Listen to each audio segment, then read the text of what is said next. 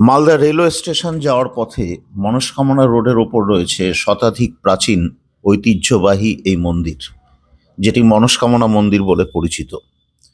1245 বঙ্গাব্দে এই মন্দির প্রতিষ্ঠা করেন স্বর্ণাম গিরি, যিনি ছিলেন শঙ্করাচার্য প্রবর্তিত দশনামীর গিরি সম্প্রদায়ভুক্ত।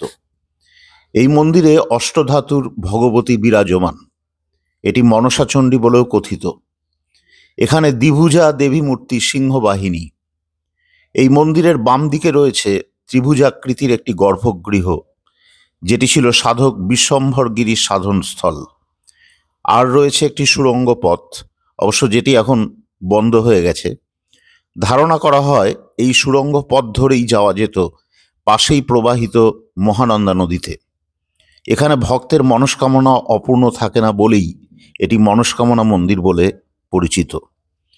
তাই যারা এখনো এই মন্দিরে আসেননি বা মন্দির দেখেননি, মায়ের দর্শন করেননি, তাদের বলবো অবশ্যই একবার নিষ্ঠা ভরে এখানে এসে মার কাছে মনস্কামনা রাখুন, অবশ্যই পূরণ হবে।